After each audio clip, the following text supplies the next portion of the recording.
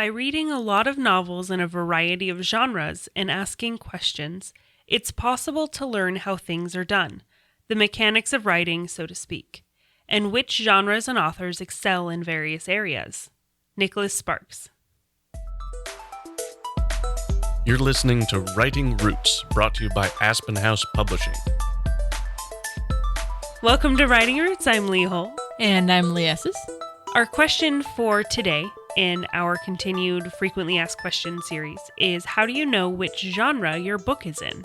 See, the book I'm writing right now has magic, but it also takes place on Earth, and some of the problems are solved by a character falling in love, and most of the stuff that happens is action-based where people are sword fighting and trying to kill each other. So is it fantasy? Is it historical? Is it romance? Or is it action-adventure? Swords and sorcery. Which is a subcategory of fantasy, which is a subcategory of speculative fiction, which is a subcategory of fiction. So, as you can see, there is a lot of things in genre, but there are a couple of questions that you can ask yourself to help you narrow down what genre your book is in. So if you want to know why you need to know, go back in our archives and search for target audience. We've talked about that before in an episode, I believe in July. You can also look at our series from last March when we talked specifically about genres. Today, though, we're not focusing on those aspects. We're just focusing on how to figure out what genre you're in. Yeah, if you don't know which of March's episodes to look at to make sure it applies to your book, this is the right episode to start on. So what is the first question that you need to ask yourself in order to figure out what genre you're in? Is my book fiction or nonfiction? Fiction is defined as more or less false. Something that did not happen. You are not trying to convince anybody that it did happen.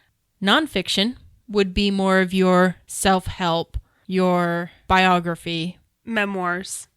So if it actually happened or if it's almost all based on true story, you are writing nonfiction.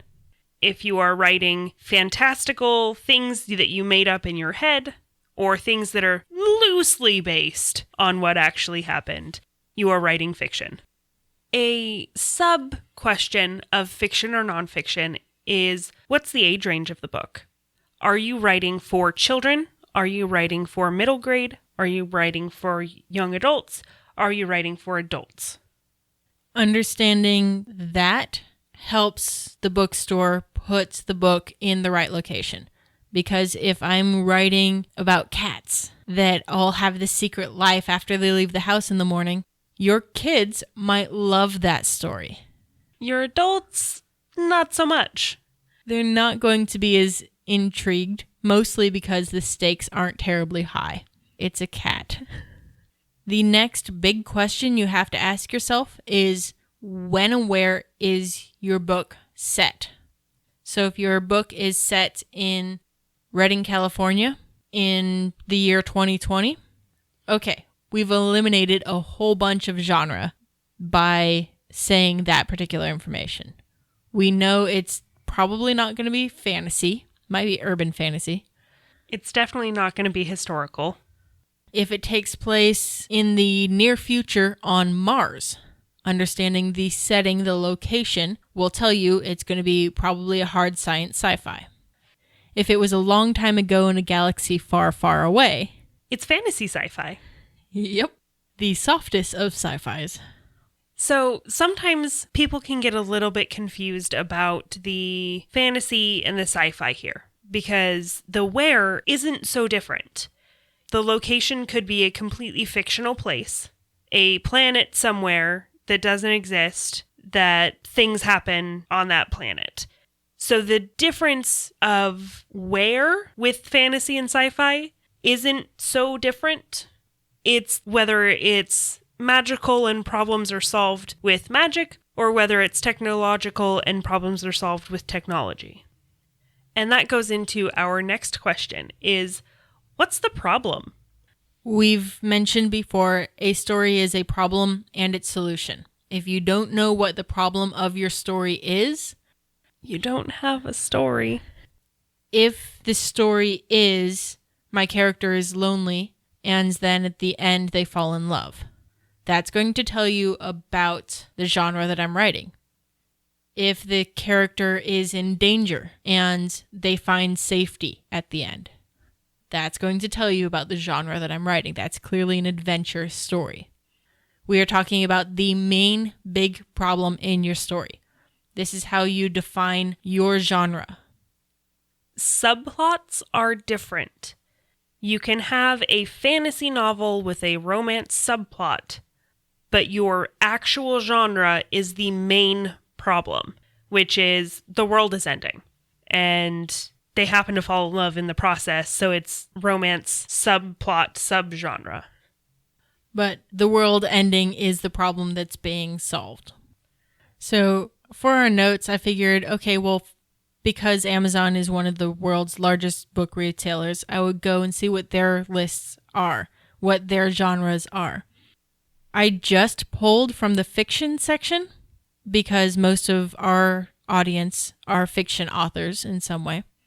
We have 3 pages of different kinds of genre and some of the subcategories under that would still be your main genre. So Toxic, your book, is technically mystery is its main genre, and it has a couple of subcategories. I've actually realized it's not so cozy because it's less humorous than most other cozy mysteries. You definitely have the woman sleuths. You have a little bit of the cozy mystery because cozy mysteries have the amateur sleuth aspect. You have a little bit of crime in there also, I think, because you do have the law enforcement character. That is true. I would put crime as sort of a subgenre because he is not the one solving the mystery. He is there to kind of help out and arrest the bad guys when the time comes.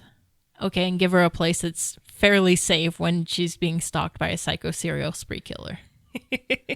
And that's the other subgenre of mine is romance. I do have a clean romance subcategory, subgenre in Toxic. So if you want to look up this list, it's massive.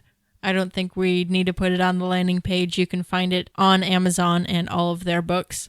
And if you are looking for more books like yours, trying to figure out what the cover style is, who to connect with, which ones are selling well, searching your genre in any bookseller will help inform you about what the audiences are looking for in that genre. Amazon also has a lot of tips for how to select your genre. The biggest thing is be accurate. As specific and accurate as you can get, the better off you're going to be. Because honestly, if I'm looking for a book about some guy who's kicking butt and taking names and dispensing justice that the law can't, I don't want to find your Christian allegory in that collection. So if you're writing a Christian allegory, don't check every box. Amazon won't let you anyway. But if you check every box, because then you'll show up on every list, you're going to get the wrong kind of reader. The next that goes along with be accurate is be specific. The more you can pinpoint exactly what kind of genre you are, the better off you can be, and the smaller the list you'll appear on, so you're going to appear highest to the top. And then don't be redundant. When you are selecting those subcategories, you don't need to pick fantasy historical and simply fantasy. So let's go through this process, kind of helping walk you through how to figure out your genre. I'm going to think of a book, and Lee is going to ask me those questions and guess what category it's in. So just a quick recap. Fiction or nonfiction? What's your setting? What's the problem? So you're thinking of a book. Is your book fiction or nonfiction? Fiction. What is the target age range for your book? YA. Where is it set? It's kind of a complicated question. Different world, but is connected with ours. Is it set anywhere in our timeline? Yes. When? Modern. What is the character's problem that they're solving? Defeat the Witch of the Waste. So we have fiction, YA, alternate reality to now, defeating the bad guy. So that sounds like an urban fantasy to me. I would call it more contemporary fantasy than urban fantasy, because urban fantasy tends to be your werewolves, vampires, that kind of thing. So for those of you who are wondering, I was thinking of the book Howl's Moving Castle. Now we're flipping this. I am asking the questions. She has a book in mind, and I'm going to see if I can guess what genre it's in. So, fiction or nonfiction? Fiction. Age range? New adult. Setting? English countryside. When is it? About the year 1800. What's the problem? She needs to get married to save her family. Alternate history? Not that one. I know which one you're thinking of. It's not that one. No, I was thinking Pride and Prejudice and zombies. I didn't have the zombies in there, but yes, Pride and Prejudice. Okay.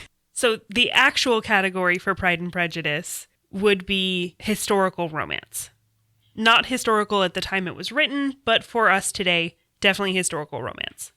So with these questions being answered, you should be able to put your book in a category. I'm not suggesting you put your book in a box. I'm not suggesting you don't color outside the lines, because it would be really boring to just churn out these formulaic stories. Knowing the genre is a marketing tool. If you want people to read your book, they need to know about it. And they can't know about it if you're searching in the wrong places.